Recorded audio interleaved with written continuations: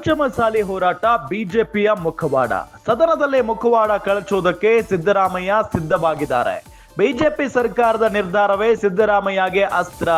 ಸದನದಲ್ಲಿ ಪಂಚಮಸಾಲಿ ಹೋರಾಟದ ಪರ ಬಿಜೆಪಿ ಬ್ಯಾಟಿಂಗ್ ಮಾಡಲಿದೆ. ಸದನದಲ್ಲಿ ಬಿಜೆಪಿಗರ ಬಾಯಿ ಮುಚ್ಚಿಸಲು ಬೊಮ್ಮಾಯಿ ವೆಪನ್ ಬಳಸಲಿದ್ದಾರೆ. ಬೊಮ್ಮಾಯಿ ಸರ್ಕಾರದ ದಾಖಲೆ ರಿಲೀಸ್ಗೆ ಸಿಎಂ ಸಜ್ಜಾಗಿದ್ದಾರೆ. ಸದನಕ್ಕೆ ಸುಪ್ರೀಂ ಕೋರ್ಟ್ ಆದೇಶದ ಪ್ರತಿಯನ್ನ ಮಂಡಿಸುತ್ತೇವೆ. ಮುಖ್ಯಮಂತ್ರಿ ಸಿದ್ದರಾಮಯ್ಯ ಬಹಿರಂಗವಾಗಿ ಸವಾಲನ್ನ ಹಾಕಿದ್ದಾರೆ.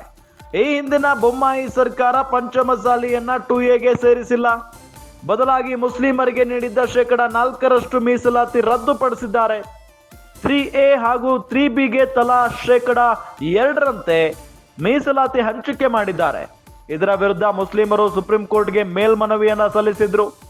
ವಿಚಾರಣೆ ವೇಳೆ ಮುಸ್ಲಿಮರ ಮೀಸಲಾತಿ ರದ್ದುಪಡಿಸಿಲ್ಲ ಅಂತ ಅಂದಿನ ಸರ್ಕಾರ ಹೇಳಿತ್ತು.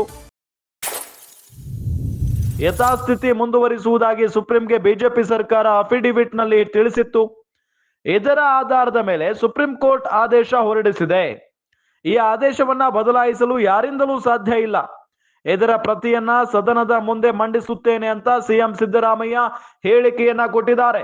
ಕೆಲವೊಂದ್ ಕಡೆ ಈ ಪಂಚಮಸಾಲಿ 2A ಮೀಸಲಾತಿ ಹೋರಾಟ ಏನಿದೆಯಲ್ಲ, ಈ ವಿಚಾರವನ್ನ ಇಟ್ಕೊಂಡು ಸದನದಲ್ಲಿ ಈ ವಿಚಾರವನ್ನ ಪ್ರಸ್ತಾಪ ಮಾಡಬೇಕು ಅಂತ ಬಿಜೆಪಿ ನಾಯಕರು ಪ್ಲಾನ್ ಮಾಡ್ಕೊಂಡಿದ್ರು. ಆದ್ರೆ ಇದೇ ವಿಚಾರವನ್ನ ಇಟ್ಕೊಂಡು ಅವರಿಗೆ ಟಕ್ಕರ್ ಕೊಡುವುದಕ್ಕೆ ಸಿಎಂ ಸಿದ್ದರಾಮಯ್ಯನವರು ಕೂಡ ಪ್ಲಾನ್ ಮಾಡ್ಕೊಂಡಿದ್ದಾರೆ.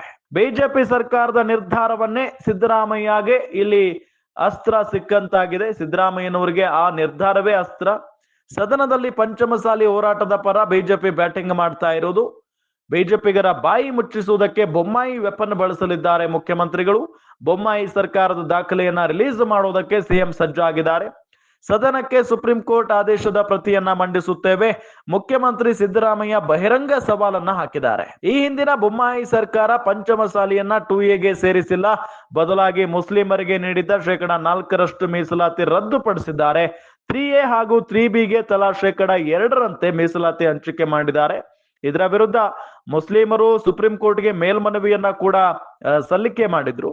ವಿಚಾರಣೆ ವೇಳೆ ಮುಸ್ಲಿಮರ ಮೀಸಲಾತಿ ರದ್ದುಪಡಿಸಿಲ್ಲ ಅಂತ ಅಂದಿನ ಸರ್ಕಾರ ಹೇಳಿತ್ತು. ಯಥಾಸ್ಥಿತಿ ಮುಂದುವರಿಸುವುದಾಗಿ ಸುಪ್ರೀಂಗೆ ಬಿಜೆಪಿ ಸರ್ಕಾರ ಅಫಿಡವಿಟ್ ಸಲ್ಲಿಸಿತ್ತು. ಇದರ ಆಧಾರದ ಮೇಲೆ ಸುಪ್ರೀಂ ಕೋರ್ಟ್ ಆದೇಶ ಹೊರಡಿಸಿದೆ. ಈ ಆದೇಶವನ್ನ ಬದಲಾಯಿಸಲು ಯಾರಿಂದಲೂ ಸಾಧ್ಯ ಇಲ್ಲ. ಇದರ ಪ್ರತಿಯನ್ನ ಸದನದ ಮುಂದೆ ಮಂಡಿಸುತ್ತೇನೆ ಅಂತ ಮುಖ್ಯಮಂತ್ರಿ ಸಿದ್ದರಾಮಯ್ಯನವರು ಹೇಳಿಕೆಯನ್ನ ಕೊಟ್ಟಿದ್ದಾರೆ. ನೋಡೋಣ ಇದಕ್ಕೆ ಬಿಜೆಪಿ ಯಾವ ರೀತಿಯಾಗಿ ಪ್ರತಿಕ್ರಿಯೆಯನ್ನ ಕೊಡುತ್ತೆ ಅಂತ ಹೇಳಿ.